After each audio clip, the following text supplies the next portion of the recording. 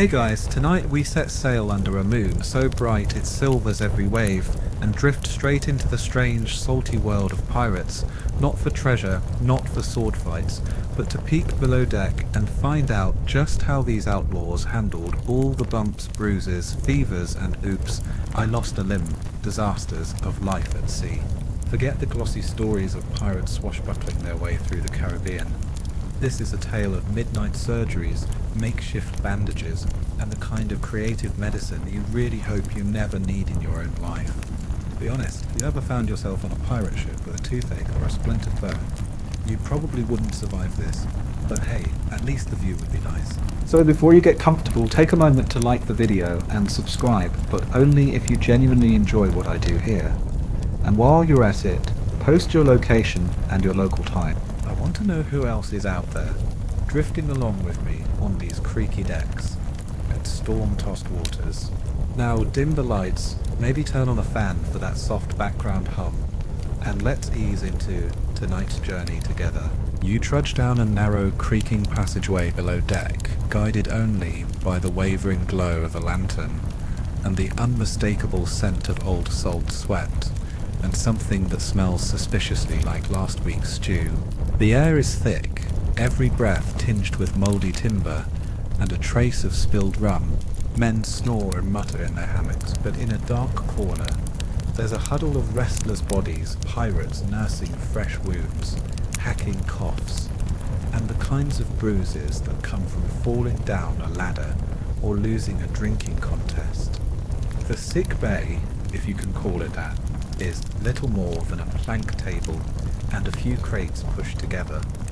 Here, wounds are patched, teeth are pulled, and everyone hopes the next wave won't send the patient and the doctor sliding into a stack of rum barrels. Mainstream historical fact, pirate ships had no proper hospitals, and only the luckiest crews sailed with a real surgeon.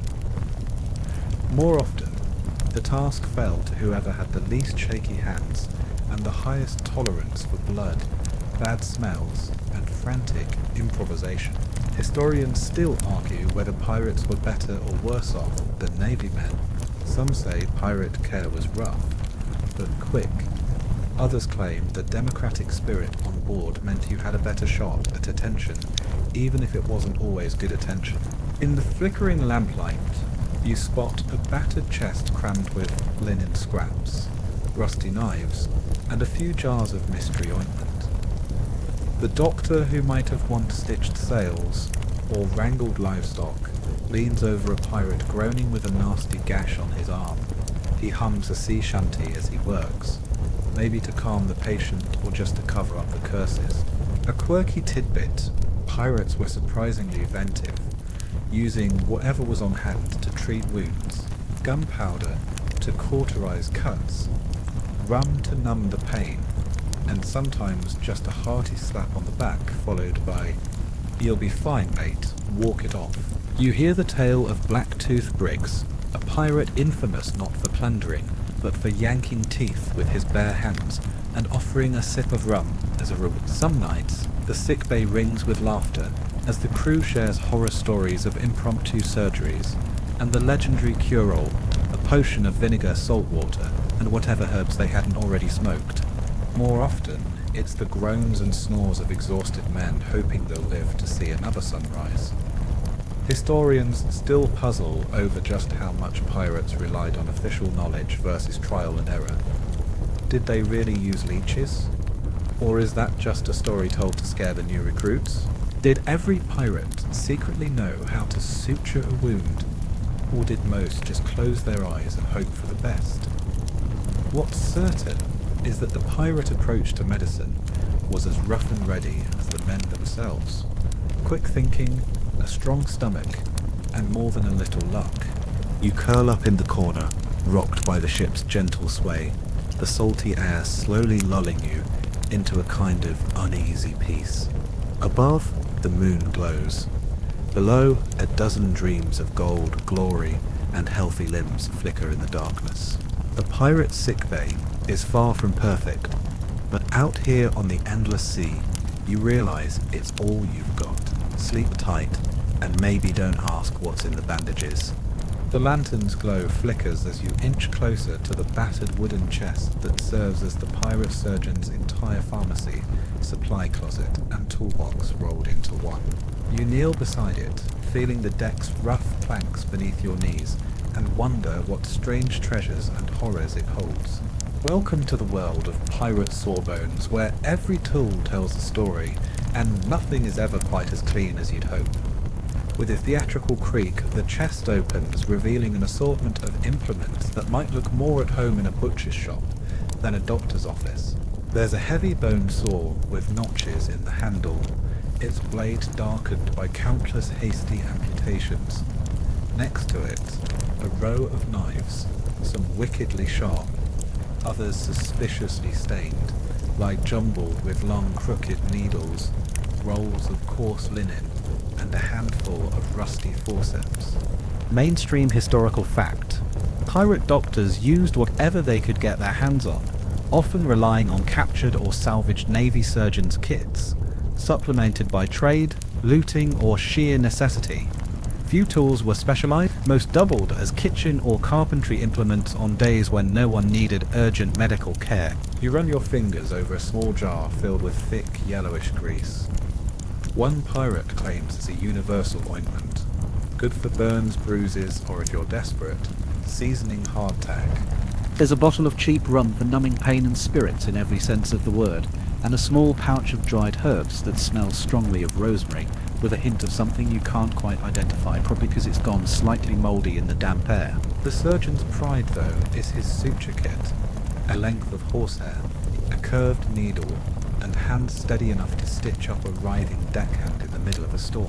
A battered old book sits at the bottom of the chest, part medical manual, part personal diary, with pages stuck together by salt and time.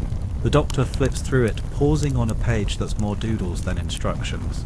A quirky tidbit, pirate surgeons often wrote down the best cures they learned from other sailors or raided ships, but also added their own notes like try twice as much rum next time, or don't let Jenkins hold the lantern, he faints at blood. Some entries are just cryptic drawings of a man with 3 arms or a chicken on his head. Proof that boredom and rum do not a great medical record make. Historians still argue whether pirate surgeons were skilled professionals fallen from grace, or simply desperate souls elected by the crew because they looked like they knew what they were doing. A few were actual physicians who'd lost their license, deserted the Navy, or simply preferred the company of outlaws to that of officers. Most, though, learned by watching, trying, and hoping not to be the reason their crewmate lost an extra finger. The surgeon's chest, in its haphazard glory, is a testament to both the ingenuity and the chaos of medicine at sea.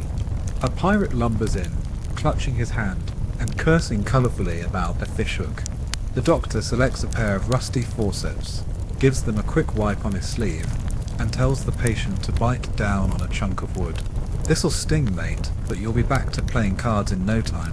You wince as the hook is pried free, the wound splashed with rum, and the whole mess wrapped up with a strip of rag that might once have been part of someone's shirt, or possibly a flag. Quirky tidbit. Pirates sometimes used whatever fabric was cleanest, or at least least filthy, for bandages. Old sails, spare shirts, and on one memorable occasion, the captain's best scarf, which led to a week of suspiciously silent dinners, until it was replaced. The crew swears by the healing power of pirate patchwork, and by the belief that a good story is worth a little pain. Historians still debate whether the improvisation in pirate medicine saved more lives than it. Did the absence of rigid hierarchy let pirates adapt faster? Or did it mean every surgery was a gamble?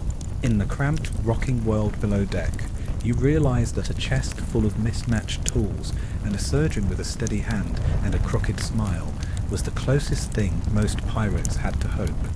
You settle back, listening to the surgeon hum a familiar shanty as he cleans his tools. Above, the ship groans in the swell. Below, the pirate chest stands ready, equal parts miracle and menace, waiting for whatever trouble the next day might bring. The night thickens, and the lantern flickers, casting shadows that dance across the blood-stained planks of the makeshift sickbay. As you settle in, you can't help but notice the huddle of anxious pirates glancing nervously at a broad-shouldered man in a tattered coat, the doctor who is quietly laying out his saws, knives, and a battered bottle of rum. You realise with a chill that tonight someone will lose a limb, and you're about to witness the drama of an amputation by lantern light. A hush falls as the patient is carried in, groaning, pale, and clutching a shattered leg courtesy of a falling cannon or a misjudged leap during a skirmish. There's a strong smell of salt, sweat, and something less pleasant, fear. Mainstream historical fact: amputations were shockingly common at sea, especially for pirates who faced splintering wood, cannonballs, and blades on a daily basis. With infection almost guaranteed if a wound festered, the best hope for survival was to cut off the damaged limb before the rot set in. The operation was brutal, the recovery uncertain, but for many it was the only chance to avoid a much slower, more agonizing death. The doctor works quickly, a cloth tied around his mouth, and a belt handed to the patient to bind. Someone steadies a lantern, its yellow glow the only witness besides the tightly packed onlookers. The pirate surgeon splashes rum on the sore, the wound, and for good measure, into his own mouth. "This'll burn," he mutters, which is probably the understatement of the century. With a deep breath he begins soaring through flesh and bone, sweat streaming, hands as steady as the rolling deck allows. Jokes fly, morbid perhaps, but necessary. "At least you'll save on boots, mate," one pirate quips, and nervous laughter skitters around the room. Their anesthesia is the rum, plus a few strong arms holding the patient down. There are no fancy sedatives here, just grit, pain, and a desperate hope to wake up in the morning. A quirky tidbit: on some ships, the unlucky patient who lost a limb got first pick of the next day's rum ration, and sometimes even a golden prosthetic, usually a wooden leg. But if the crew was feeling flush or particularly guilty, it might be painted and decorated in true pirate style. Pirates took a strange pride in their wounds. Peg legs, hook hands, and gnarly scars were marks of both survival and status. If nothing else, they made for the best taverntales in port. Historians still argue whether the grisly efficiency of pirate amputations made them more or less dangerous than their navy counterparts. Some accounts say pirate crews worked together with shocking speed and even surprising gentleness, since every hand was precious, and everyone knew it could be them next. Others point out that infection rates were astronomical, and a successful amputation was still a gamble with death. It didn't help that antiseptics were usually just strong liquor and a hurried prayer. The operation ends with a final bone-rattling twist of the saw, and a silence falls. The surgeon presses hot tar, rum, or, if very lucky, a heated iron to the stump to cauterize the wound, hoping to stave off infection and end the bleeding. Sometimes it worked. Sometimes the deck was a little quieter the next morning. The wounded man, sweating and groaning, is carried away to rest, swaddled in whatever clean cloth the crew can find. He's a survivor, at least for tonight. The ship rocks gently as the doctor wipes his brow and downs what's left in the bottle. Jokes start up again, and someone sings a bawdy tune about old Pegleg Pete, reminding everyone that life goes on, even if you're short a limb. Morbid humour is the pirate's best defence against despair, and everyone knows the value of a laugh, even if it's only to keep from crying. Historians still puzzle over how much pirate amputations differed from those on merchant or naval ships.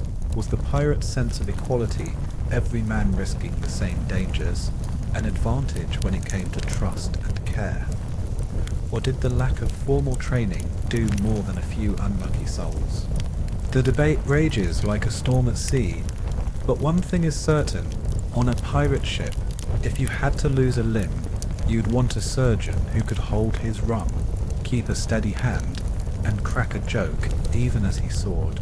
As you drift to sleep to the sound of creaking timbers and distant haunted laughter, you realize just how fragile life is on these waters.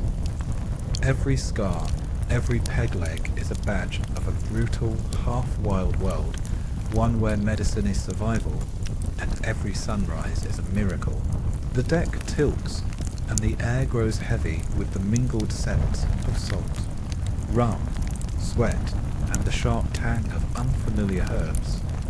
You find yourself squeezed into a corner of the galley as the doctor rummages through battered jars and stained sack. Tonight, you're about to sample the strange, unstoried world of pirate remedies, some drawn from ancient books, others invented in desperation, and all served with a generous splash of whatever alcohol is handy. You watch as a groggy pirate, nursing a nasty scrape, is handed a cup of steaming, cloudy liquid. He wrinkles his nose and swallows bravely. If it tastes that bad, it must be good for you, he groans, then promptly belches. Mainstream historical fact. With no pharmacies, few reliable medicines, and little real knowledge of germs, pirate medicine depended on whatever was on hand. Barrels of rum, roots yanked from tropical islands, jars of pungent ointments, and plenty of old wives' tales. Rum wasn't just for drinking, it was an all-purpose antiseptic, anesthetic, disinfectant, and mood lifter. Pirates rubbed it into wounds, soaked bandages, gargled it for sore throats, and even brushed their teeth with it if they felt fancy. The doctor passes you a jar of greenish goop, claiming it's made from mashed garlic, onion, and a handful of mysterious island leaves.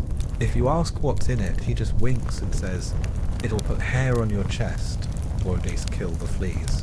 A quirky tidbit, pirates developed a notorious reputation for creative cures, like chewing tobacco, mixed with honey for coughs, slapping crab shells on stings, or even wearing a bit of dried shark skin for protection against evil spirits, and unlucky dice rolls. Some tricks worked by sheer luck, others, well, made for colourful stories. In a dark corner, another pirate sits with his leg propped up, a bandage wrapped in so many layers it looks more like a mummy's arm than a healing wound. The doctor pours a measure of rum directly over the cloth, nodding sagely as the patient howls. "That's how you know it's working," the doctor insists, though the rest of the crew isn't so sure. Meanwhile, the grizzled cook shares his own recipe for pirate penicillin, a mouldy biscuit dunked in vinegar and tucked into a wound to draw out the bad humours. Historians still argue whether any of these remedies helped, or if the only real cure was a hearty immune system and a very high pain tolerance. You learn that pirates borrowed cures from everywhere.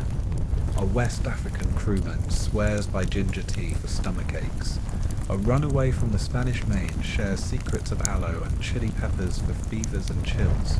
Every new landfall means a new herb, root, or mysterious powder, and the doctor keeps a secret stash of the oddest treasures, dried seaweed, preserved starfish, even the occasional frog, alive or dead, depending on the superstition of the day. The galley is full of noise, jokes, and wild theories about what works best. If it keeps the captain's beard from falling out, it's worth a try, one pirate shouts, waving a clump of dried limes. Another claims he once cured a fever by dancing around the mast, naked at midnight, though the others insist he just wanted an excuse to show off his tattoo. Historians still puzzle over the real effect of pirate remedies. Did the constant swapping of ideas mean pirates were more likely to stumble onto something that worked? Or did their lack of discipline doom them to repeat the same mistakes? Was rum truly the miracle medicine, or just a way to forget how little else they had? The answers are as slippery as a wet deck in a storm, but the legends endure. The doctor finally settles down with a mug of rum, his hand stained with garlic and the odd fleck of dried blood. He offers you a taste of his latest invention, a brew so strong your eyes water and your toes tingle.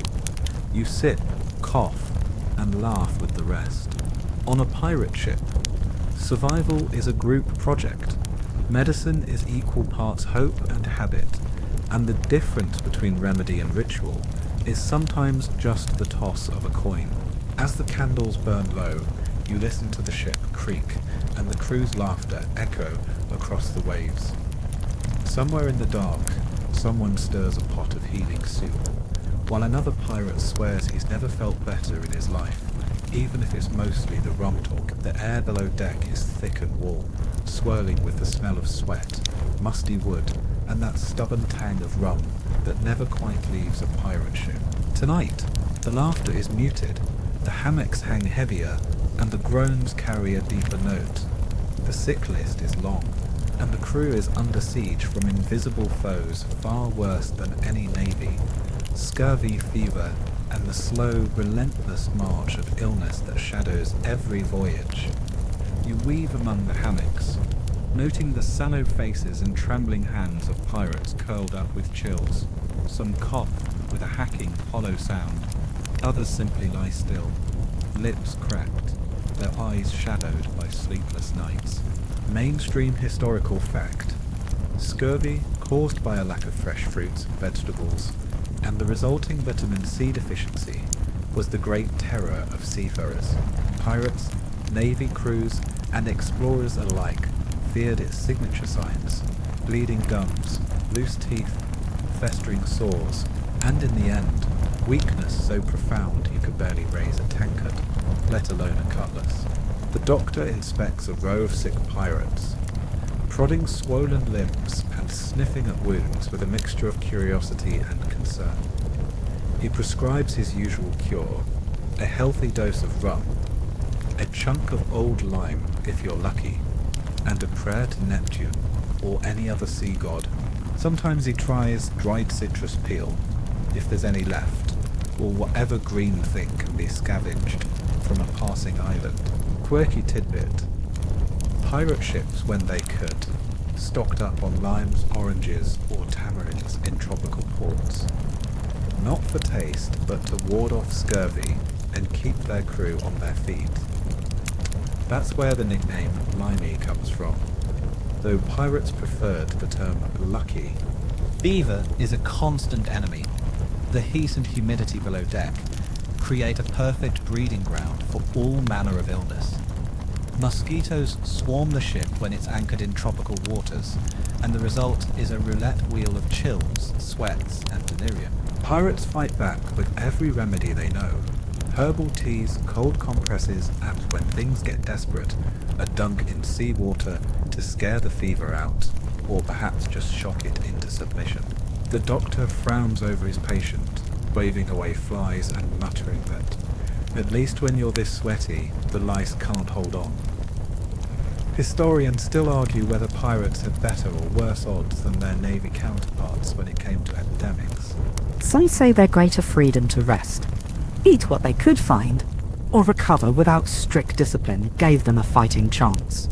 Others insist that without organised care or a real supply of medicine, pirates were simply luckier if they survived.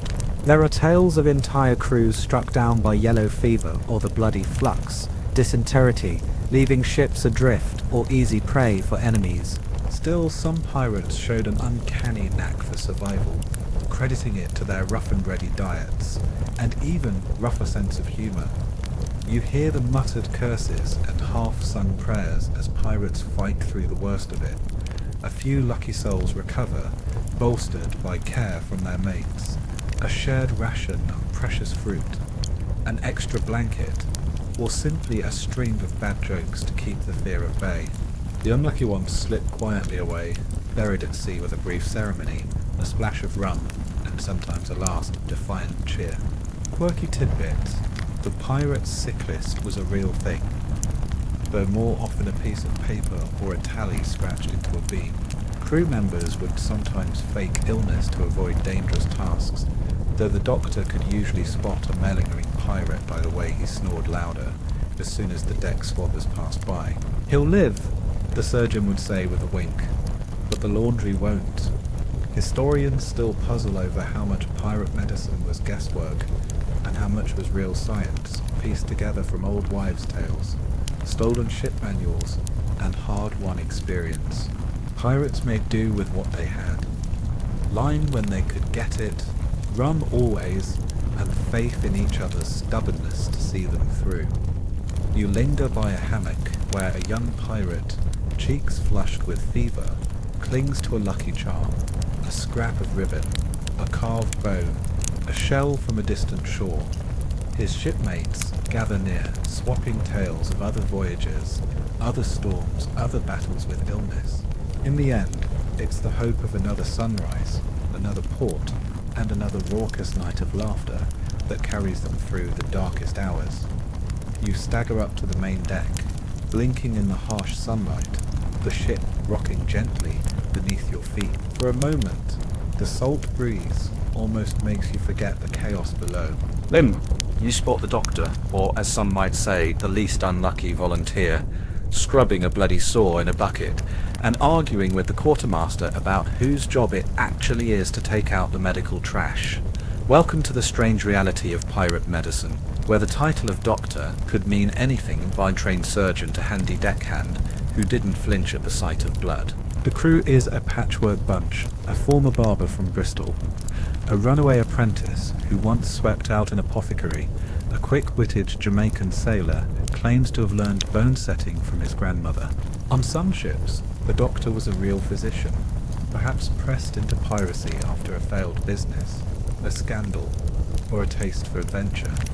On others, the role fell to whoever could stitch a wound, set a bone, or fake enough confidence to keep panic at bay. Mainstream historical fact: pirates didn't always have the luxury of a trained surgeon. In fact, many pirate doctors were nothing more than resourceful amateurs, learning as they went, and hoping that skill, luck, and a lot of rum would get them through. You watch as a toothless old pirate with a crooked grin offers his services as assistant. I'll hold him still, but don't ask me to look. The crew jokes that the doctor's best tool is his bedside manner, which mostly involves threats, bribes, and the promise of a share in the next treasure. Historians still argue whether pirates with a real surgeon aboard fared much better than those who relied on deckhands. Some say any training was better than none. Others insist that pirate democracy meant the crew had a say in their treatment. And a wise doctor knew when to listen. A pirate limps up, his arm wrapped in linen, and asks if he'll keep his hand. The doctor prods, pokes, and finally shrugs. If it's still attached after rum and a good night's sleep, you're ahead of most. In one corner, a former Navy surgeon, so he claims, shares horror stories of Navy discipline. The captain would rather lose a dozen men than delay the chase. Here, the pirates laugh and clink tin cups, proud that, on their ship, a wounded man might get a vote on his own treatment. Quirky tidbit: some pirate crews would elect their doctor, choosing the crewmate for steadiest hands or the most creative swearing. If you performed a miracle saving a leg, patching a gut, or just calming a terrified shipmate, you might find yourself promoted overnight. If you botched a job, however, you'd better hope your next patient was more forgiving than the last. The doctor's kit is as varied as the backgrounds of those who use it. A saw bought in a Havana market, a set of tweezers stolen from a royal surgeon, a bottle of magic water from a priestess in Port Royal, and always a flask of rum. There are stories too about pirates who relied on spells or charms, calling on luck, the saints or the sea gods for help. The doctor grins as he tucks a lucky coin into his pocket before pulling out a splinter. You can never be too careful, mate. Historians still puzzle over the boundaries between medicine and magic on a pirate ship. Was every healer a little bit of both? Did desperate times call for desperate and sometimes downright strange measures? The debate drifts on the breeze, unresolved as the ship's own next destination. A young apprentice asks the doctor how he learned to sew a wound so neatly. The answer? Practice patience and not being afraid to get yelled at by men twice your size. In the end, medicine at sea is a blend of nerve, invention, and the knowledge that tomorrow It might be your own arm on the chopping block. You linger at the rail as the sun sinks, watching the doctor stow his tools and swap a joke with the quartermaster. On this ship, skill is respected, but luck is cherished, and a steady hand is worth more than gold.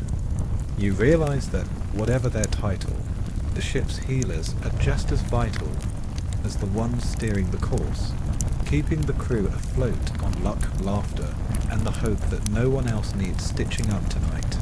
A sudden cry breaks the lull of evening, and the deck explodes into chaos.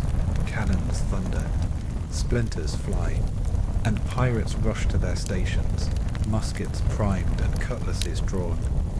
The air thickens with gunpowder and panic. You duck behind a barrel, peering through smoke as battle erupts, and in the midst of the storm, the ship's makeshift medical team scrambles into action. Tonight, you witness pirate medicine in the heat of battle, where wounds arrive faster than they can be counted, and survival is a matter of speed, nerve, and just a little luck. As the clash rages, you see men fall, some with shallow cuts, others with bloody, jagged wounds from cannon shot or flying debris. The doctor, no stranger to bedlam, yells for helpers and clears a patch of deck as an emergency surgery site. Mainstream historical fact. On pirate ships, the aftermath of a skirmish was a medical nightmare. Bullets, blades, and splinters meant that many injuries needed immediate attention, and pirates had to treat wounds quickly before infection set in, or blood loss claimed another crewmate. A groaning deckhand is hauled over, his shoulder bleeding freely. The doctor grabs a handful of rags, slaps them onto the wound, and barks at two pirates to hold the patient down. He works with grim focus, cleaning, binding, and when he has no other option, using a hot iron to cauterize the worst of the damage. Rum is splashed liberally, sometimes as an antiseptic, sometimes just to calm shaking nerves. Don't worry, mate, if it burns, it's working. One helper laughs, earning a weak grin from the patient and a not-so-weak punch from his mate. Quirky tidbit, it wasn't just the doctor who patched wounds. During battle, anyone with two good hands might find themselves holding a compress, stitching a wound, or fashioning a sling from an old shirt. Pirates took pride in being able to patch a mate, even if they couldn't read or write. The crew might tease each other, but in a pinch, most pirates would risk their lives to drag a friend out of danger and slap on a bandage, no questions asked. As the smoke clears, the wounded are sorted, some to hammocks to rest, others to the operating table for more serious intervention. You watch as bullets are dug out with forceps, broken bones are set, and splintered with whatever wood is at hand, and ragged wounds are sewn with coarse horsehair thread. Sometimes a pirate regains consciousness just long enough to ask if his share of the loot is safe. Priorities, after all, never change. Don't worry, the doctor assures him with a wink. If you die, I'll spend it for you. Historians still argue whether the chaos of pirate medicine in battle saved lives or simply delayed the inevitable. Some records hint that the lack of hierarchy helped anyone could help, and no one was too proud to accept it. Others claim the confusion and lack of supplies meant the wounded often fared no better than if they'd stayed on the enemy's deck. In the fog of war, it's hard to say where competence ended and luck began. A veteran pirate with a half-healed scar offers advice. If you want to survive, keep your head down, your friends close, and never trust a surgeon with clean boots. There's truth in the joke. On a pirate ship, experience and improvisation trumped training every time. Quirky tidbit, some pirates made their own battle charms. Bits of bone, shark teeth, or even musket balls from previous fights, worn around the neck or sewn into hats as good luck tokens. They believed these charms kept death at bay, or at least gave them something to blame when things went sideways. As the night returned to uneasy quiet, you help the doctor wash his hands in a bucket of seawater, then collapse onto a coil of rope.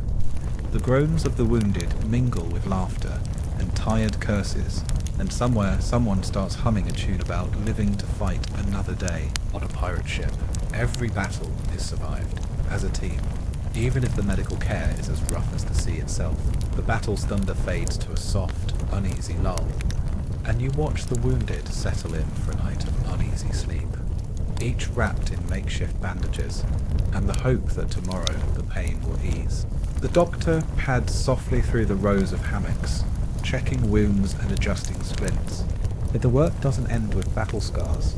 Out here, even the smallest scrape can turn nasty, and pirates rely on a creative arsenal: stitches, slings, and bandages woven from whatever the sea hasn't ruined.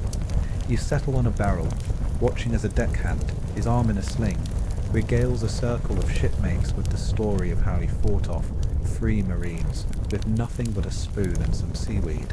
There's laughter, but also an undercurrent of worry. Everyone knows a wound at sea is never just a wound. Mainstream historical fact. Pirates invented their own methods for tending injuries, making do with cloth torn from shirts, sail patches, and even strips of seaweed, which they believed had healing properties thanks to the salty brine and cooling touch. The doctor pulls a needle and thread from his pouch, coarse horsehair or, if lucky, silk looted from a merchant. He carefully stitches a jagged cut on a sailor's calf, the patient biting a leather strap and humming a shanty through clenched teeth. There's little finesse but much determination, speed and a steady hand count for more than beauty. Jokes ripple through the group. You'll have a scar to impress in every port, and at least the sharks won't bother with you now. You're too tough to chew. Quirky tidbit: some pirates swore by mermaid bandages, a patch of seaweed, layered between strips of linen, tied off with a lucky knot. Whether it helped or not, it gave the wounded something to believe in, and that was often as powerful as any medicine. In a pinch, pirates used anything they could grab: old rope, bits of sail, even waxed parchment to hold a wound together or keep a splint in place. A toothless cook shares her secret for preventing infection: soak everything in rum or vinegar, and if it doesn't sting, you're doing it wrong. Pirates made slings from scarves, cradled broken arms in netting, and splinted fingers with the splinters of the very ship they sailed. Ingenuity was survival, and even the wildest trick was worth a try if it meant another day above deck. Historians still debate the effectiveness of pirate first aid. Did these rough remedies save lives? Or did they just keep hope afloat until the next port? Was there any real science behind seaweed bandages, or were pirates simply lucky enough to outlast infection now and then? The evidence is as murky as the bilge water sloshing underfoot. You watch the doctor wrap a bruised ankle in a length of blue cloth. No 2 bandages on this ship look alike. Some are bright, some patched, some borrowed from the captain's wardrobe. There's pride in the patchwork. If you can't heal it, at least make it look good, the doctor laughs, giving his patient's new sling an approving nod. Quirky tidbit: on some ships, pirates decorated their bandages with lucky charms, small shells or coloured thread, believing a little extra flair brought a lot of extra luck. Some wounds, though, needed more than a fancy knot. Splints fashioned from driftwood, ribs bound tight with sailcloth, and, in the worst cases, a long night spent hoping fever wouldn't set in. As dawn creeps in, the wounded drift in and out of restless sleep, tended by friends with rough hands and rougher jokes. The doctor snatches a few minutes of rest, feet up on a crate, always ready for the next cry of doc. On a pirate ship, the tools are crude, the supplies are few, and the medicine is as much belief as it is skill. But with each stitch and every sling, a little more hope is patched into the battered crew. Morning breaks, slow and heavy, over the battered ship. A salty haze hangs in the air, sunlight creeping through ragged sails, and painting the deck with stripes of gold and shadow. You hear quiet groans and the soft rustle of men turning in their hammocks, some haunted by nightmares of cannon fire, others just dreading the pain that daylight brings. Today, the topic is as grim as it gets: gut wounds and the pirate mantra: no guts, no glory, uttered as half joke, half desperate hope. You crouch beside a pirate, curled tight on the deck, a blood-stained bandage pressed to his belly. The doctor inspects the wound, an ugly slash, maybe from a cutlass or a jagged splinter. Mainstream historical fact: abdominal wounds were usually fatal at sea, especially before the invention of proper anesthesia and antiseptics. Pirates knew the odds. If your insides spilled out, your chances were slim. Still, the crew always tried packing wounds with clean linen, mixing herbal poultices, or attempting makeshift stitches, even as they muttered a prayer to Saint Elmo or Neptune. The doctor leans close, breath held, as he gently cleans the wound. "If you can laugh, you'll live," he says, waggling his eyebrows for effect.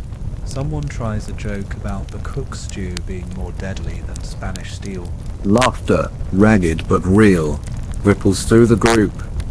Quirky tidbit: pirates sometimes carried Lucky Charms specifically for their guts.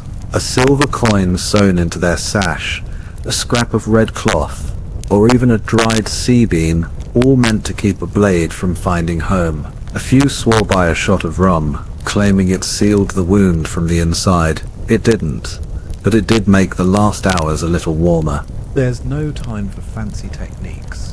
The doctor does what he can, using thread and a trembling hand, dousing everything in rum, and praying that tomorrow the wound will look a little less angry. Historians still argue whether pirates learnt anything from local healers, or just invented their own rules.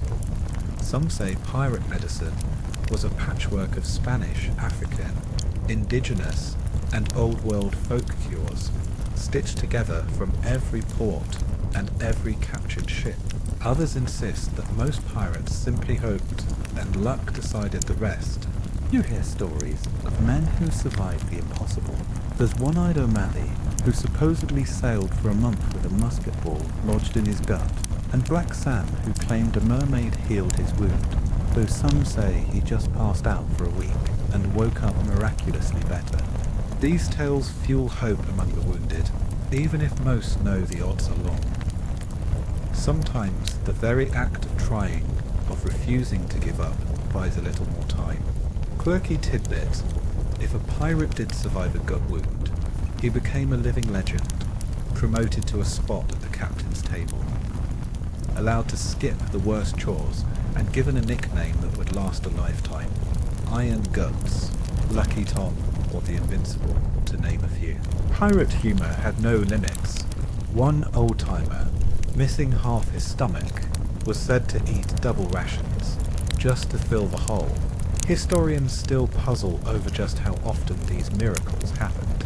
Did pirate resilience stem from sheer stubbornness, or was there something to the wild remedies, the rough camaraderie, and the belief that a lucky charm could tip the scales?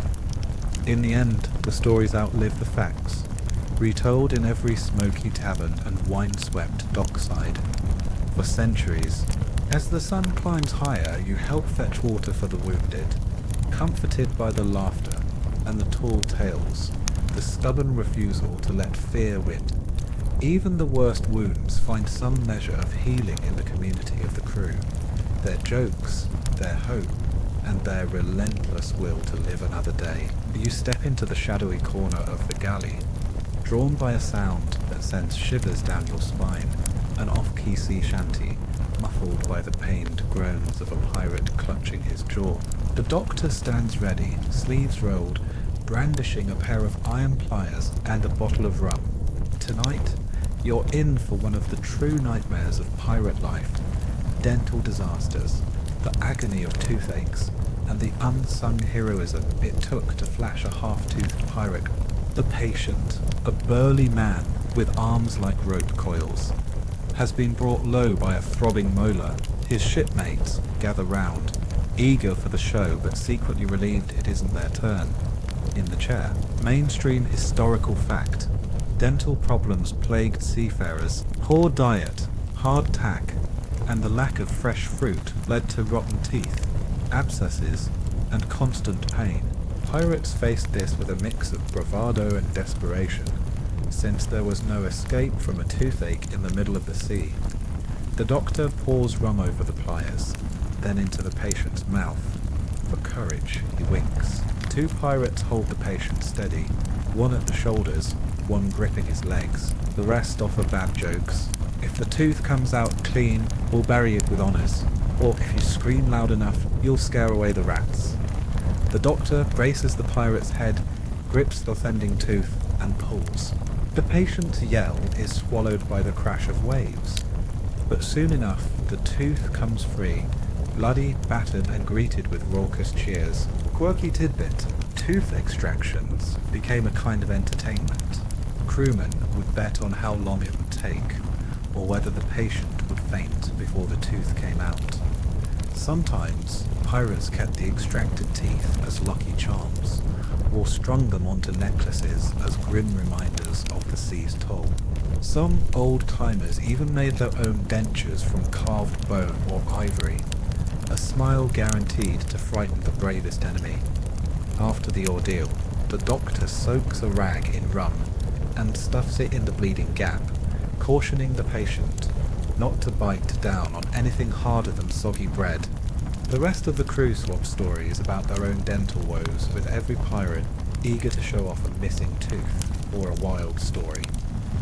The cook brags about cracking a molar on a pearl in a stolen oyster worth it for a pearl and a week off kitchen duty. Historians still argue whether pirates really suffered more than ordinary sailors, or if their legendary resilience just made the stories more colourful. Some say the rough diet and hard living made for mouths full of trouble. Others point out that pirates had more access to tropical fruit and local remedies than many navy men. Still, the lack of regular care and the brutality of sea life meant toothache was a common, constant threat. You watch the doctor tie off his tools in a scrap of cloth, wiping sweat from his brow. The patient slumps back, pale but smiling, clutching his prized tooth as if it were gold. There's a sense of relief, even triumph. Another enemy bested. Another story to tell. Quirky tidbit: superstitions ran deep. Some pirates believed a lost tooth needed to be thrown into the sea, or else the spirit of the tooth would haunt them, causing even worse pain. Others offered the tooth to the ship's rats, hoping to bargain for good luck. If all else failed, a mouthful of rum and a bellyful of laughter eased the pain, at least until the next meal. As the candle burns low, you hear a final round of jokes about pirate grins and gums tougher than barnacles. The laughter rolls through the ship, mingling with the sound of the waves. In the world of pirates, even dental nightmares become part of the great strange adventure, each gap-toothed smile a medal of survival.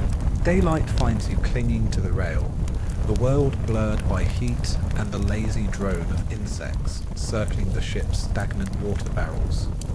The pirates move slow, sweating through shirts patched with salt, scratching bites and muttering about swampy airs. The real enemy today isn't cannonballs or cutlasses, but malaria, fever, and the endless attack of mosquitoes that seem to prefer pirate blood above all else. Welcome to the tropics, where medicine is a mix of wild guesses, jungle lore, and the stubborn hope that you'll still be standing by sundown. The doctor lumbers up from below, swatting at a cloud of gnats. He waves a bundle of smouldering herbs and splashes his arms with a reeking mixture of vinegar and rum, his own homemade bug repellent.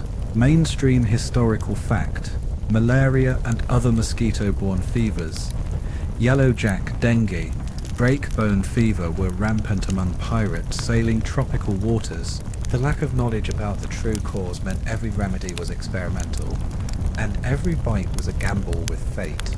You watch as a sailor, teeth chattering despite the midday sun, is led to the shade. The doctor orders cold rags, a draught of ginger tea, and a dose of whatever fever medicine he's got left. Often just willow bark boiled in rum or water. Sometimes a handful of bitter quinine if a ship's lucky enough to have plundered a European apothecary. Quirky tidbit, some pirates swore by jungle remedies, learned from local healers, chewing cinchona bark, mixing mashed papaya seeds, or rubbing green coconut oil on swollen joints. Others believed in the magical powers of swamp coins, bits of silver, hammered flat and sewn into hats, said to deflect illness. A group of pirates takes turns standing watch over the sick, keeping flies at bay and joking that the fever will break if you can make the patient laugh hard enough. The doctor leads the crew in a rowdy chant, hoping noise and song will scare off evil spirits, or at least drown out the groans. Historians still argue whether pirates' willingness to try anything, from local cures to lucky tattoos, gave them a survival edge, or just left them with extra bug bites and a good story for the next tavern. The worst cases, when fever turns to delirium, get special treatment. The doctor ties charms to the hammocks and sprinkles salt on the deck, muttering a half-remembered prayer. Some pirates swear that a lucky lime wedge tucked under the tongue can bring the fever down. Others dangle amulets carved from shark teeth to keep the devils out. You pitch in with the care, wringing out rags and watching the sick through feverish nights. There's a camaraderie here, even as the stakes feel higher with every shiver. Pirates pass the time with tall tales. One insists he was cured by a talking parrot. Another claims he saw a ghostly nursemaid when his fever finally broke. Quirky tidbit, pirates sometimes kept mosquito pets. Tiny jars with live bugs they claimed would lure away the worst biters. It sounds crazy, but on a ship where hope is as important as medicine, no idea is too strange to try. Historians still puzzle over how many pirates survived by luck, how many by real science, and how many simply faded away in the heat. What's certain is that pirates faced more than enemy ships. They fought invisible wars against the fevers of the tropics, armed with stubborn willpower, scraps of knowledge, and a lot of rum. By nightfall, the air cools. The worst of the fever breaks for some, and laughter bubbles up from the hammocks. The doctor soaks his feet in a barrel, grinning at his latest cure. Stay drunk, stay lucky, and keep moving. On a pirate ship, every day free of fever is a victory, celebrated with music, hope, and whatever's left in the medicine chest. The sun dips low as the crew gathers on deck. A patchwork of survivors, some limping, some swaddled in bandages, all bearing the marks of too many battles, storms, and sickbeds. You watch as men help each other tie slings, adjust splints or prop up mates, still woozy from fever. On a pirate ship, no one escapes injury for long. Yet, in this floating, ragged democracy, wounded pirates often find a second life, not as cast-offs, but as veterans, advisors, and sometimes even legends in their own right. The wiry old sailor named Peg-Leg Pete thumps across the deck, his wooden limb tapping a steady rhythm.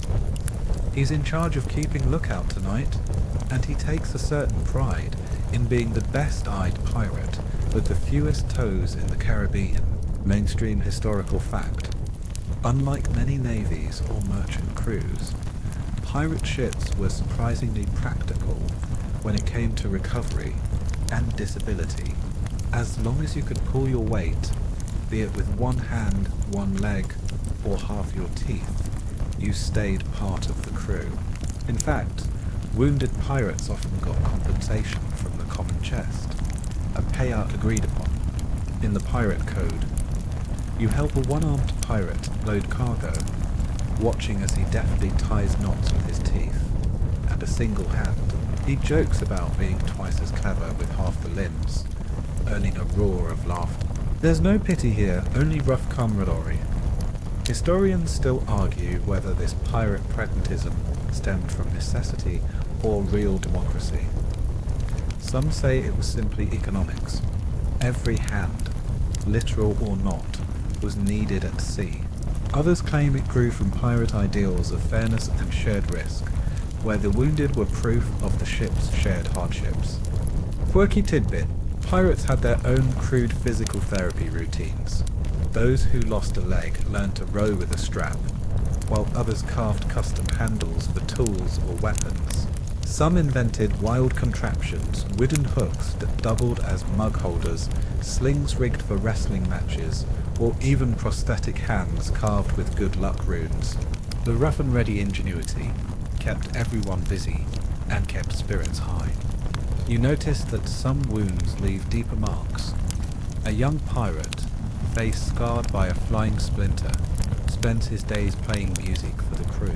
His mates claim his flute heals faster than any doctor, and his new role brings him honour and gratitude. Others help in the galley, serve as quartermaster's assistants, or tell stories to pass the time on long nights.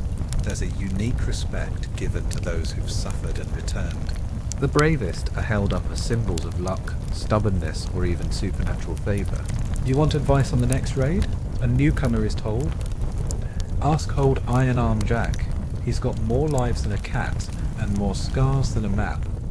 Historians still debate how far this acceptance really went. Did pirates welcome all the wounded, or only the useful? Was there true equality, or just a clever way to keep everyone invested in the ship's success? The records suggest a bit of both, a system both hard-edged and unexpectedly generous, shaped by the wild risks of the sea. Quirky tidbit, some pirates hosted competitions for the best disability story, who lost the most toes, who could hold their rum despite missing half a tongue, or who had the wildest tale of survival. The winner earned first pick of the evening's rations and bragging rights until the next storm. As the stars rise, you find yourself surrounded by survivors who refuse to be defined by what they've lost.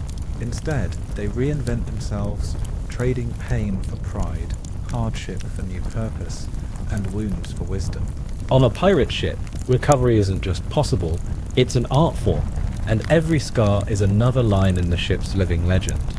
The moon hangs high, and the ship sways in a gentle rhythm, but rest comes slowly to the crew.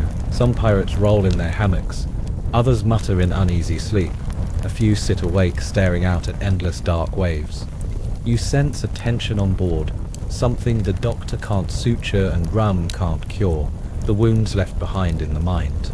Madness, melancholy, and the ghosts of old battles drift through the night air like a cold mist. Tonight, you slip quietly into the most mysterious territory of pirate medicine, caring for the troubled mind. You settle near a grizzled veteran rocking on the deck, mumbling sea shanties to himself, eyes glazed and distant. Mainstream historical fact, pirate ships were breeding grounds for trauma. The violence of battle, the isolation of the sea, and the constant threat of betrayal took their toll, while pirates developed a rough code for physical injury. Mental wounds were harder to name and treat, and often they lingered long after bones had healed. The doctor offers no potions or surgery for sleepless nights and haunted dreams. Instead, you see pirates gathering in quiet circles, telling stories by lantern light, sharing jokes and memories of lost friends. Laughter becomes a medicine of its own, a way to banish the creeping fear. Quirky tidbit, many pirates believed that the sea itself could steal your wits. Some tied tokens in their hair shells, beads, knotted string to keep bad spirits at bay. The most superstitious refused to sleep alone, fearing that the ghosts of those lost overboard might whisper them mad. You listen as the crew swaps ghost stories. Some claim to have seen phantom ships trailing behind them. Others speak of voices on the wind. One old-timer swears his wooden leg raps on the deck by itself when danger approaches. A gift from the spirits, he says with a crooked smile. These tales frighten and comfort in equal measure, turning fear into something shared rather than faced alone. Historians still argue whether pirate life created more madness, or simply drew those already touched by it. Did the wild freedom and chaos offer refuge for the outcast and the eccentric, or did the relentless stress break the toughest minds? Some records tell of pirates who jumped overboard chasing mermaids, others who simply faded into silence, lost to memory. You notice the small rituals used to soothe troubled shipmates, a favourite song hummed by a friend, a piece of home carried in a pouch, the steady presence of a pet parrot or rat. The doctor sometimes prescribes a strong drink and a good long nap, but the real healing comes from the crew itself, a hand on the shoulder, a patient ear, a shared joke at dawn, quirky tidbit. Some pirates kept dream journals, crude logbooks, where they recorded nightmares and visions. These were passed around, read aloud, and occasionally burned at the end of a voyage to free the spirits and clear the mind for calmer seas. You see a young pirate weeping quietly, his head in his hands. No one mocks him. Instead, an old mate sits nearby, whittling quietly, keeping company without words. In a world that demands bravado, this silent understanding is a rare and precious kindness. Historians still debate what became of those whose minds truly broke. Some were put ashore in distant ports. Others simply disappeared. A few were woven into legend, ghostly warnings for the next generation of sailors. As the ship rocks gently and dawn approaches, you sense the crew settling. The laughter, the stories, the quiet care of friends. They're not cures, but they're enough to keep the darkness at bay, at least for another night. On a pirate ship, even the deepest wounds are faced together, and sometimes that makes all the difference. The sky is grey at dawn, and you find yourself wandering amid the clatter of unloading crates and the shouts of a landing party preparing to go ashore. The scent of new land, green and humid, floats over the rail. This is the moment when pirates desperate for a cure, or just curious, slip off their ship in search of new remedies, lost knowledge, and the magic, or medicine, of distant shores. Tonight, you join the crew as they borrow, barter, and sometimes outright steal healing secrets from the peoples and lands they encounter. You follow the doctor and a small group into the dense jungle beyond the beach.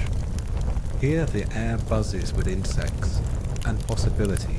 Mainstream historical fact, pirates were infamous for mixing practical curiosity with outright piracy, and they often learned new cures from indigenous people, African healers, runaway slaves, or local apothecaries in colonial outposts.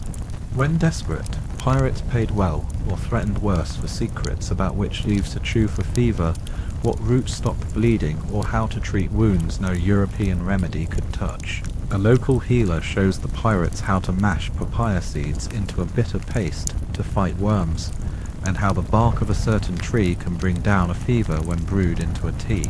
The doctor listens, scribbling crude notes on a scrap of parchment. Quirky tidbit. Pirates sometimes swapped cures of their own rum-soaked herbs, garlic and salt pastes, or the legendary pirate poultice in exchange for new recipes. Some even hired healers for a share of the loot, or protection from rival crews. Back on the ship, the new medicines are met with suspicion and jokes. The crew debates whether a witch's brew from the last island really cured the captain's cough, or just scared it away. Some pirates swear by the new concoctions, while others complain the cure is worse than the illness. One tries a purple root for toothache and claims his tooth jumped out of his mouth in terror. Historians still argue about the cultural exchange of medicine among pirates, indigenous peoples, and colonists. Was it true respect, mutual necessity, or just another form of piracy? Did pirates really understand what they were learning, or just add another layer to their patchwork of cures? The truth is tangled, like jungle vines, but one thing is certain. Few crews were more open to new ideas than those with nothing left to lose. You spot a young pirate carrying a gourd filled with strange-smelling ointment, his pride obvious as he explains it's for snakebite, fever, and if you're unlucky, both at once. The doctor experiments with new brews, mixing old world and new world knowledge. Sometimes the results are miraculous, sometimes just messy, but the spirit of invention and desperation drives the whole crew. Quirky tidbit. A favourite pirate superstition held that if you slept with a jungle remedy under your pillow, you'd dream the cure for whatever ailed you. If it didn't work, at least you'd wake up smelling better than the rest of the crew. Historians still debate how many of these borrowed remedies actually worked, and how many became dangerous myths. Yet, in a world without certainty, hope and curiosity become their own kind of cure. Pirates didn't just take gold and silver, they gathered stories, recipes, and bits of survival wisdom from every shore. As night falls again, and the ship rocks at anchor, you realize the medicine chest is a living map of the pirate's journey.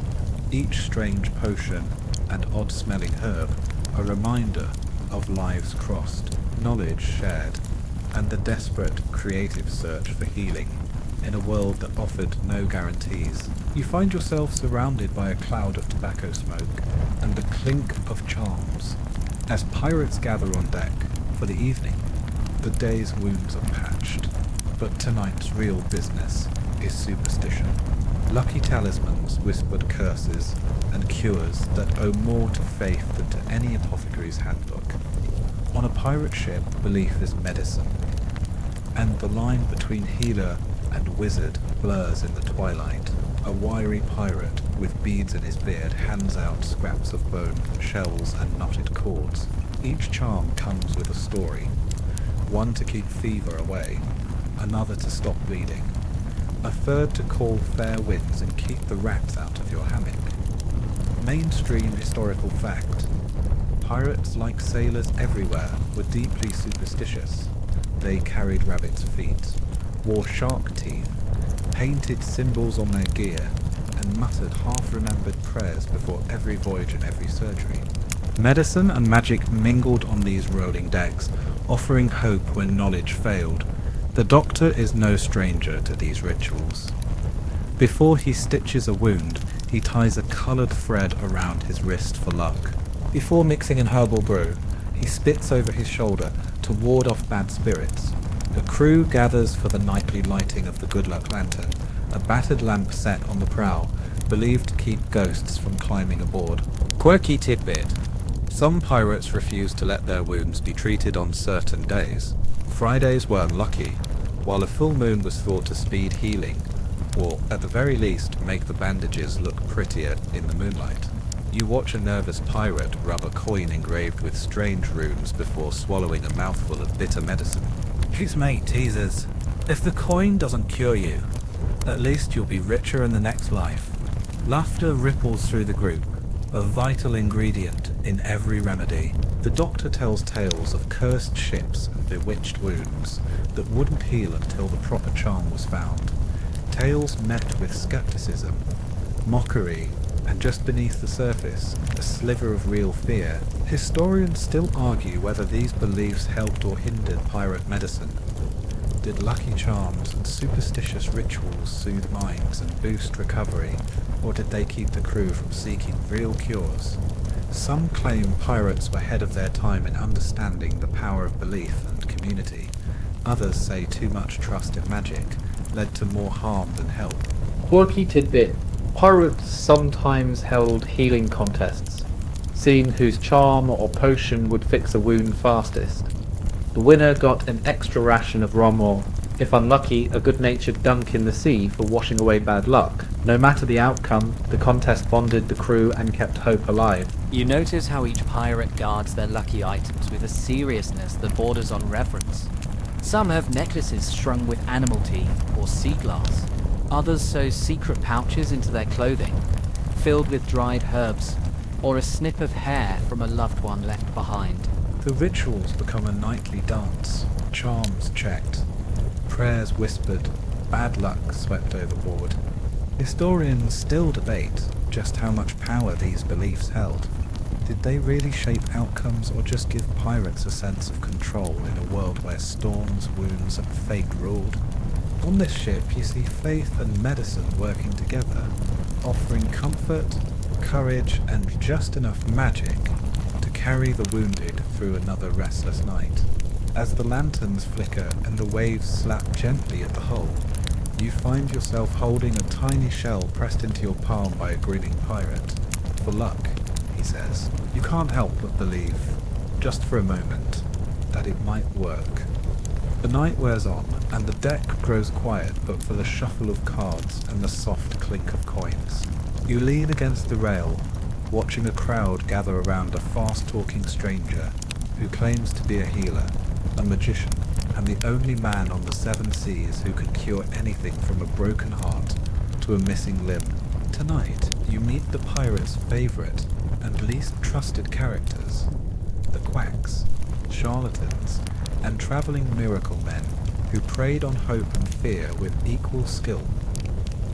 The doctor squints at the newcomer, a wiry man with a patched coat, a sack full of potions, and a gift for storytelling. He sets out his wares, bottles of elixir of life, snake oil, and powders that sparkle suspiciously in the lamplight. Pirates crowd around, eager for a cure that promises to put them back in the fight, or let them out of swabbing duty. Mainstream historical fact. Pirates, like all sailors, were targets for quacks and con artists.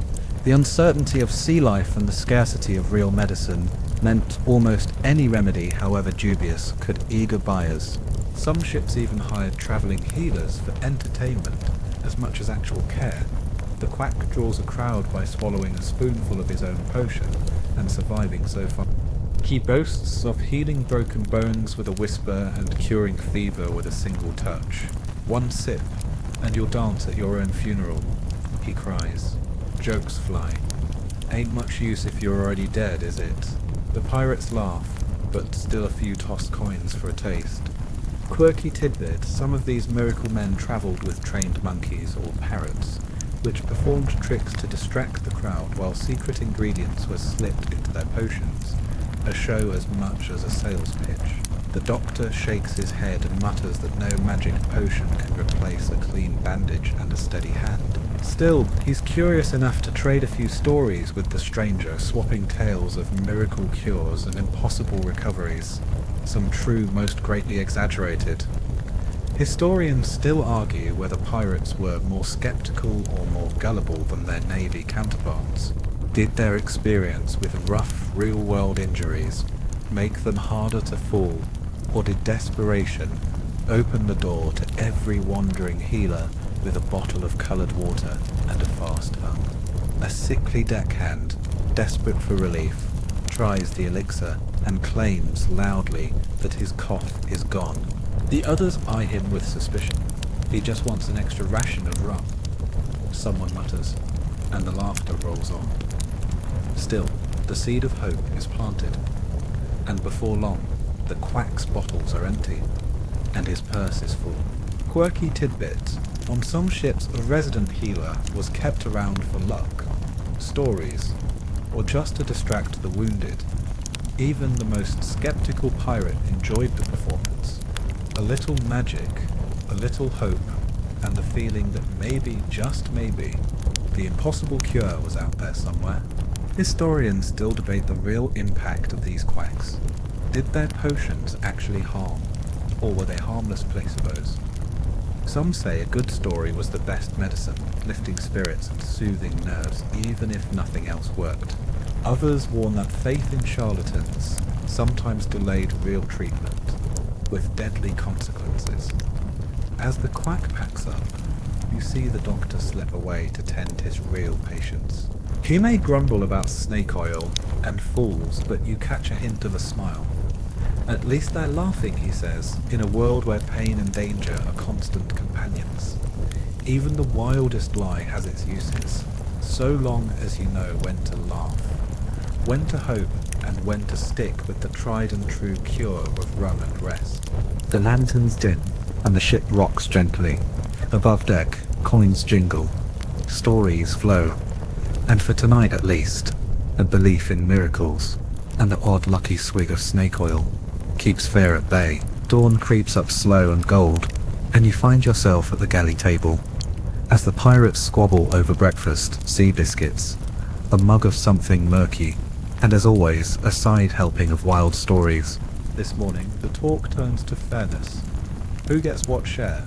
whose wounds are worst, and whether the doctor plays favourites. But here, among this unlikely brotherhood, you discover something unique to the pirate world, the rough and tumble democracy that governed medicine, care, and even compensation after injury. On a pirate ship, equality under the knife is more than just a slogan. It's the pirate code stitched together by survival and a crooked sense of justice. You listen as the quartermaster explains the common chest, a literal box stuffed with coins, jewellery and trinkets looted from every unlucky merchant ship. Mainstream historical fact: pirate crews drafted written articles or codes before every voyage. These rules often guaranteed wounded men extra shares of treasure, or smart money as compensation for lost limbs, eyes or fingers. If you were hurt in battle, the crew paid out no arguments, no captain's favour, just what the code decreed. This was rare at sea, where navies and merchants usually tossed the wounded overboard or docked their wages for lost labour.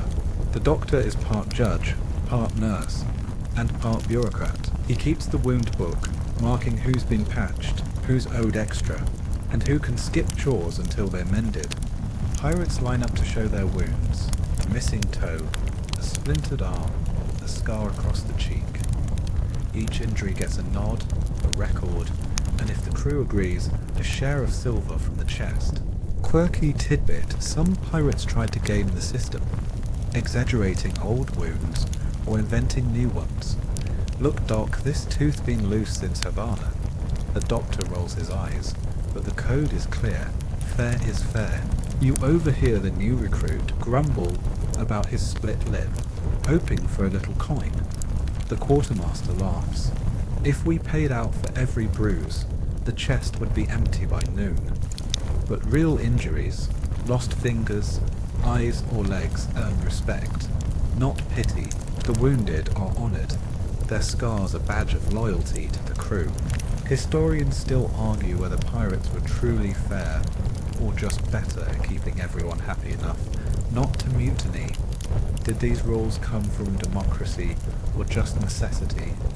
Some say the payout for wounds made pirates fight harder, knowing their risks were shared. Others insist the system kept order in a world with little else to lean on. Quirky tidbit: pirates sometimes held a jury of wounds, a circle of shipmates deciding if an injury was real, who deserved what, and how best to dole out the treasure. The debates could be raucous, full of jokes and wild tales.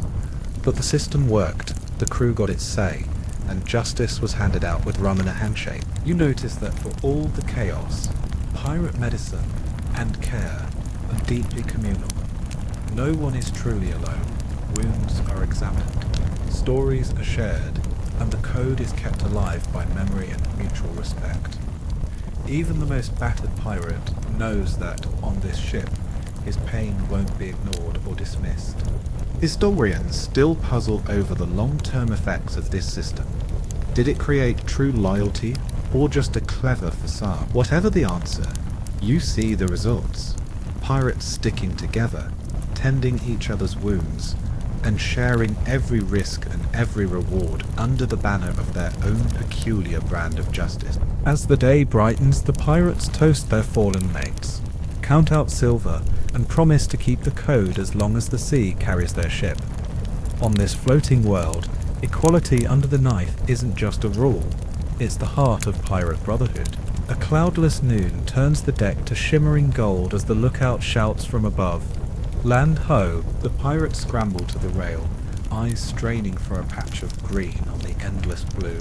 Word spreads that the ship is running low on food and fresh water, and there's a nervous ripple. Everyone remembers stories of castaways and shipwrecks, when the doctor's kit held little more than hope and improvisation. You follow the crew as they prepare for the worst. Shipwrecked, stranded, and forced to practice the rawest kind of survival medicine on deserted islands. The ship creaks as it slips into a hidden cove, anchor dropping with a splash. Pirates tumble ashore with supplies, axes, and whatever remedies they can carry. Mainstream historical fact: pirates and sailors sometimes found themselves stranded on uninhabited islands, either after a wreck or by choice. If a mutiny or plague forced them to abandon ship, their only medicine was what they could scavenge: coconuts for food and water, salt for wounds, and whatever plants or animals they dared to try. The doctor leads a party into the jungle, eyes peeled for anything useful: wild ginger for nausea, green coconuts for hydration, seaweed for wrapping wounds, and palm leaves for makeshift slings. A wounded pirate hobbles along, laughing that if the fever don't kill me, the mosquitoes will.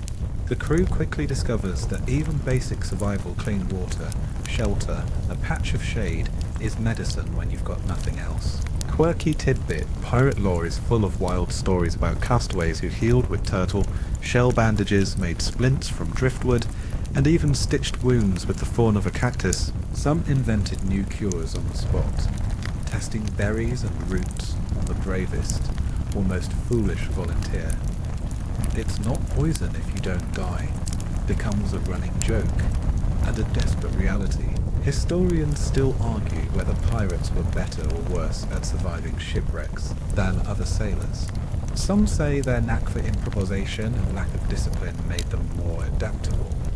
Others believe the absence of real supplies doomed many to fever and starvation.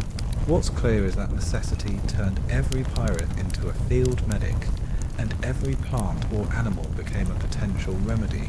You pitch in as the doctor boils seawater for salt, digs for fresh water with a coconut shell, and oversees a wild feast of roasted crabs, roots, and whatever fruit is safe to eat. The crew makes shelters from branches, lines up in the surf for saltwater baths, and assigns watch duty for both sharks and sick pirates. Night brings new challenges, treating sunburns with mashed aloe, calming fevers with cool sand, and huddling together to stave off chills and loneliness. Quirky tidbit: some pirates kept island diaries, scraps of parchment where they logged what remedies worked and what didn't. These records, sometimes found years later by rescuers, offer a strange mix of desperate hope and grim humour. Day 7. Jones tried eating the red berries. Jones is now very quiet. Avoid red berries. You see the wounded cared for by everyone. Pirates taking turns with water, stories, and rough lullabies. When a fever breaks or a wound begins to heal, there's celebration. Someone invents a dance, another pens a bawdy song, and the doctor is crowned king of the island for a day. The hardships are real, but so is the strange joy that comes from surviving, together on nothing but grit and luck. Historians still puzzle over how many pirates ever made it home from these desert islands. Some faded into legend, others were rescued by passing ships, and a few carved out new lives, sometimes becoming the first settlers or the last ghosts of a lost crew. As dawn breaks on another day of survival, you watch the pirates adapt, invent, and laugh through pain and fear. On a stranded pirate ship, medicine is whatever works, and hope is the strongest cure of all. A silver moon glides over calm waters, and the ship's deck fills with the low murmur of voices, the clatter of dice, and the steady hum of another wild tale in the making. You slip among the crew as they gather in knots to swap stories, some true, some stretched, all tinged with the magic of survival. Tonight, the focus is on legends, tall tales, and the most miraculous pirate recoveries, stories that turn scars into trophies, and remind everyone that hope can sometimes outshine even the darkest diagnosis. A weathered pirate leans forward, rolling up his sleeve to display a jagged scar. "Took a Spanish musket ball right here," he boasts. "Doctor said I'd be feeding the fish by sundown, but I patched it with seaweed and rum. Lived to steal another day." The crowd laughs, some shaking their heads in disbelief, others clutching their own wounds, each a silent badge of grit. Mainstream historical fact: sailors and pirates lived by their stories, and tales of miraculous healing, whether real or wildly exaggerated, were currency on any ship. Surviving wounds that should have killed meant instant fame and a permanent place at the heart of any crew. You listen to tales of men rescued from the brink by magic salves, of fevers broken with a midnight dance on deck, and of pirates who swore they were saved by a mermaid's kiss or a parrot's blessing. Quirky tidbit, some pirate crews even held story nights where the wildest recovery tales were acted out, complete with props, sound effects, and a jury of rowdy mates to judge whose scar was most dramatic. The winner earned an extra ration, or if the story was deemed too outlandish, a dunk in the sea to cool the fever of his imagination. You see the doctor rolling his eyes at the wildest stories, but joining in with one of his own. I once saw a man bitten by a shark patched up with candle wax, and 2 weeks later he was dancing jigs for the governor's daughter in Nassau. The line between fact and fiction blurs. What matters is the laughter, the camaraderie, and the proof, however improbable, that pirates never give up without a fight. Historians still argue whether these tall tales helped or hindered real healing. Some say the stories gave hope, boosting morale, and staving off despair. Others claim they encouraged reckless risk-taking or a dangerous faith in luck over reason. Yet on a pirate ship, legend and reality are woven together with every sunrise, every new scar, every wild escape. Quirky tidbit. Pirates sometimes gave nicknames based on their most improbable recoveries. Lucky Jack, Never Drowned Nell, or Twice Bitten Tom. Ninkai Tinnei Anged Wakuiti Ho. Lafifo, Yom Usum Gumi and Lake Kambao. Doan Kodlo, Bonje Song Sot. Abketi de Rasau. As the night deepens, you see wounded pirates showing off their scars, trading stories with rivals, and inventing new versions of old adventures. The youngest listen with wide eyes, the oldest with knowing grins. Hope is contagious. By morning, everyone feels a little tougher, a little luckier, and maybe even a little bit immortal. Historians still puzzle over which, if any, of these stories are true. Some are clearly fantasy, some based on misendorsed medicine or good timing, and a few, just a precious few, might be miracles, born from the wild mix of human stubbornness, sea-born luck, and the magic of belief. You drift to sleep to the sound of laughter and the rhythm of the ship. Scars and stories twined together beneath the stars. A floating tapestry of wounds, wisdom, and the irrepressible pirate, will to survive. The last night at sea is quiet, the ship gliding over gentle swells, lanterns casting golden halos on the weathered planks. You linger at the rail, letting the breeze tangle your hair, surrounded by the ghosts of 1,000 stories and the soft echoes of laughter, pain, and survival. Here at Journey's End, you see the lasting legacy of pirate medicine, not just in scars and stories, but in the strange, haunted echoes that drift through every corner of this floating world. You pass a hammock where a pirate traces the lines of an old wound with his thumb, whispering a prayer of thanks, or maybe apology. Mainstream historical fact, even after the fever broke and the wounds healed, pirate medicine left marks that never truly faded.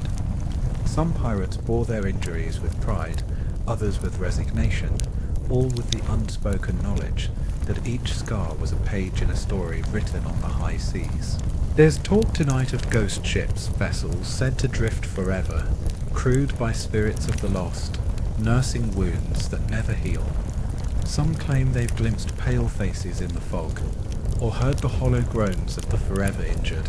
Quirky tidbit. Pirates believed that those who died at sea sometimes returned as sea wraiths, lingering near old ships, drawn to the pain and triumph etched into every beam and board. Crew members swapped tales of ships that changed course to avoid cursed waters, or tossed their old bandages overboard to appease the spirits.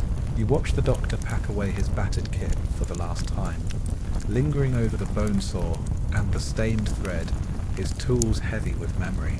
He traces the names carved into the chest, some gone, some still sailing, all part of the strange fraternity born in blood and salt, Historians still argue how much of pirate medicine was skill, how much luck, and how much the power of stories, belief, and camaraderie. Some say the medicine mattered most, others claim the rituals and legends were the true healing. Around you, pirates cradle their wounds, count their blessings, and remember those who didn't make it. The night grows even quieter. Some stare at the stars and recall shipmates gone to the deep. Others simply sleep, rocked by the gentle lull of the waves. Quirky tidbit: when a pirate with many scars died, his shipmates sometimes painted a crude skull and crossbones on the spot where he bunked, honouring his toughness and luck, a small monument to a survivor in a world where most didn't survive long. Historians still debate whether pirates left a real mark on the history of medicine, or just a legacy of wild tales.